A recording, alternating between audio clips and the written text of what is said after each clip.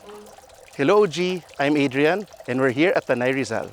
Welcome to Rio Vista, our sustainable river retreat. Tara, pasok tayo.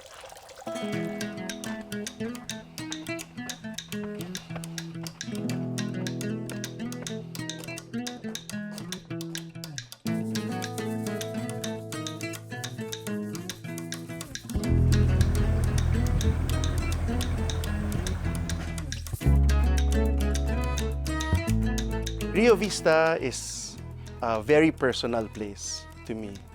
I built this because it brings people together. As I mentioned, my dad used to live in the US and my mom was here. And dito kami ulit nagsama-sama. And that's what this place was really built for, to bring people together. Hi, my name is Adrian Texon. I'm 49 years old. I'm in the business of advertising, content and video production, movie production, and I'm also an entrepreneur.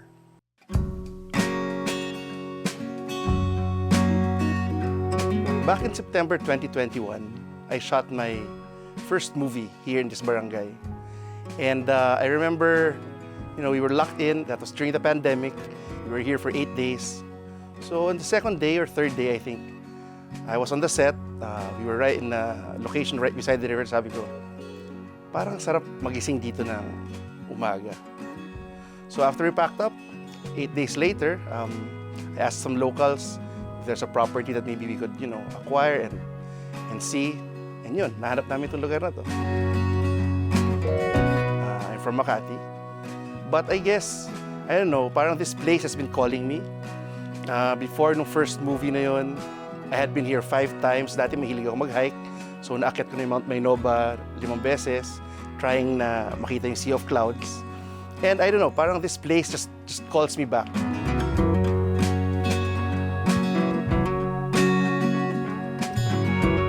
Marami akong pinapanood na tiny house. I've been watching a lot. But I never could really put my finger on what I wanted. It was my wife's idea, her inspiration. She showed me a picture of what she wanted.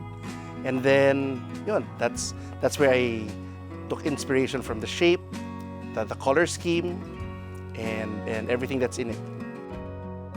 So watching the tiny house was really fun. But it also made sense in a place like this kasi you don't go into a place like this na maraming nature and then just stay indoors. What you want is to maximize the space outside, diba? Be one, smell the fresh air, diba? Be with nature, see the greens. So yun, it serves 2 purposes. It saves space, cost is low, plus you're always outside. Actually, when we were building this, I didn't know what to call the place. And then as, maybe 2 or 3 months into it, I thought, why not call it Rio Vista? I mean, it's special to me because first off, Rio Vista means river view. Rio, river, Vista, view. And also because the place where my dad lived before he retired back to the Philippines was a small town in California called Rio Vista. So parang sakto lang siya, di ba? It's like an ode to both my parents. So the lot size is about 900 square meters. And the floor area of the house with a kitchen, outdoor kitchen, and the bathrooms, siguro mga 75.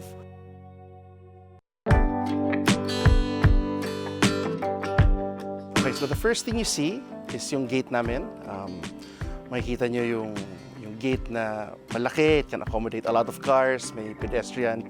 So as you walk in, you'll see to your right, we have a tent, a glamping tent. That's for extra room. And then moving forward, you see our dipping pool. Maliit lang siya, but it's good for the kids. Well, sa amin din. And then, of course, nandiyan yung 16-seater dining. Dati, 6-seater lang yan. In-expand lang namin na-expand as we invite more people. Then, dito kami nag-grill.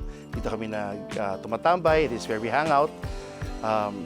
And then, you'll see the house.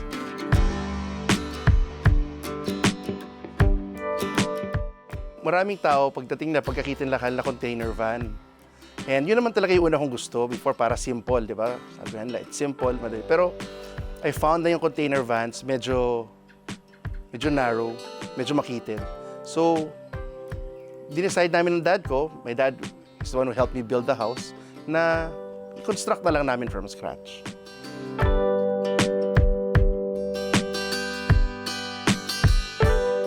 so as you enter the house, to your left, you'll see a counter. You can put your stuff there. And then we have a small ref. Then there's a dining for 4 people in case you want to eat inside or, just do stuff. So here next to the dining is the living area. Here you can see a couch that turns into a queen-size bed. Then in front of it is a workstation. Now this table serves as my workstation, or you can have coffee here in the morning while looking out into the river. Perfect. And here's the master suite. It's a queen-size bed. And right in front of it is the toilet and bath. It's a full toilet and bath. It also has a shower heater. Despite being on solar, kaya naman mag-heater. So before we go up to the second floor, let's go to the outdoor kitchen first. So here's the outdoor kitchen. Me and my family, we love to cook. So it's a full kitchen. There's an oven, 3-burner stove, microwave. The favorite thing that we like about it is it's right in front of the river. So as you cook, you're just looking out. So presko siya, kahit anong lutuin mo, hindi mo kailangan ng exhaust. So yun, it's perfect for cooking. And then now, we go up to the second floor. So as we enter, you see there's also another table here for 2 people. And then there's a queen-size bed. And there's a pull-out also that's a double. So this can also accommodate up to 4 people. And then there's also a toilet and bath, a bit smaller, but it's a full toilet and bath. We have an outdoor balcony. Now in this, ito may desk and may table and benches.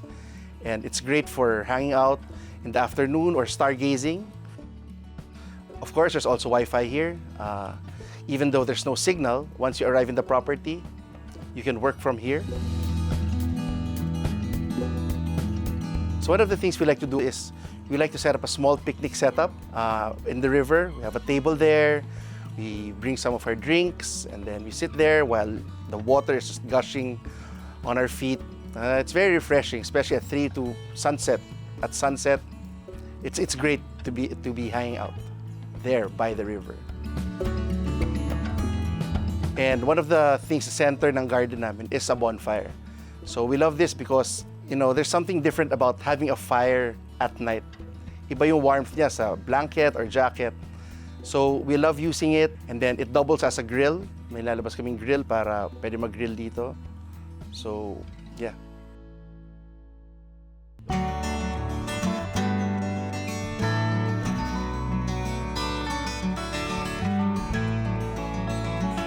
Okay, the materials we used were mostly steel, concrete boards, GI sheets, and then yun lang, very simple. Now, concrete panels.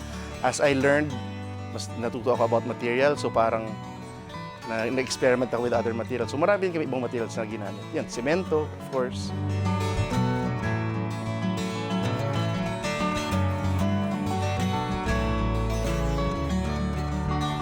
I've been a fan of sustainable practices and being sustainable lifestyle. So first off dito, wala naman kaming choice. We're off-grid, so we're running on full solar. I have 10 700-watt solar panels. And then with it is a 30 kilowatt-hour battery. So that's what powers the air conditioners, the pump, the internet, shower heater, everything. So kaya naman siya. And it has a backup generator wherein if the harvest is low, we can charge the system using a generator.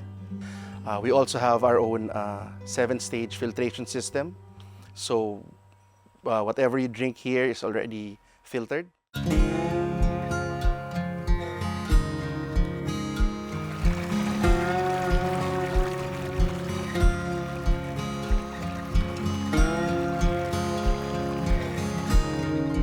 So there are several things that make this property unique. The first, of course, is the location. Now, it's so serene, it's so peaceful, very provincial, but it's only an hour and 45 minutes away from Makati. And then, of course, we're in an environmentally protected area. So, nature is very abundant dito. Lush greens, you'll see all the mountains, birds flying, and sometimes pag may fireflies din. So that's what makes it special. And then, of course, we're right beside a river. It's not every day that you can wake up next to a river and sleep na naririnig mo yung flow ng river na yun. So that's what makes it very special.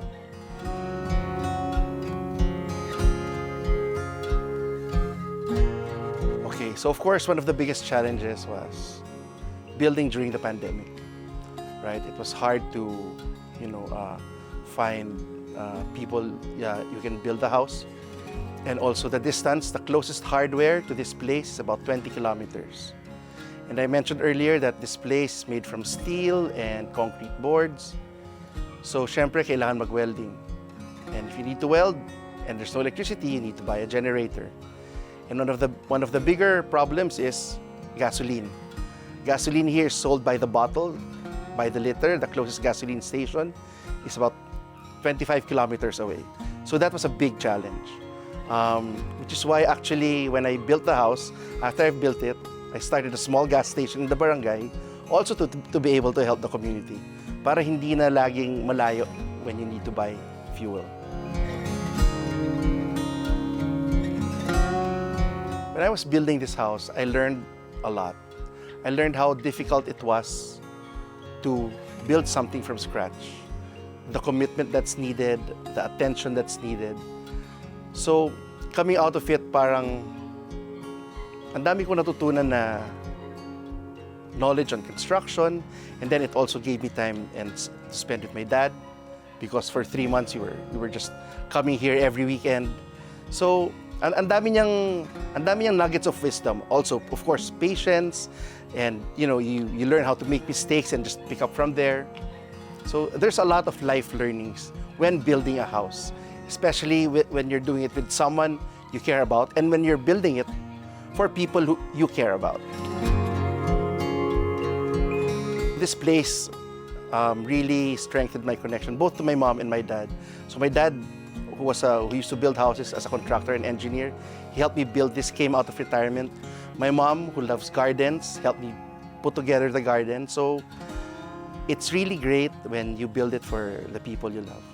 Also because I always thought of a place where I could bring my family, my 2 daughters, my wife, where we can just sit here and be together and turn off our gadgets and just enjoy each other's presence. And of course, enjoy God's presence too, because you're all around nature. So there's so much to enjoy here. I never expected to build a house from scratch. But when I started doing it, I meant to build pala. So my recommendation for people who want to build their own dream home is to just do it and commit. The best time to do it is now. And if you're thinking if it's a good investment or not, the best investment you can make is an investment in yourself and in your well-being. If you think it's gonna be good for you, your family, and your mental health, just do it.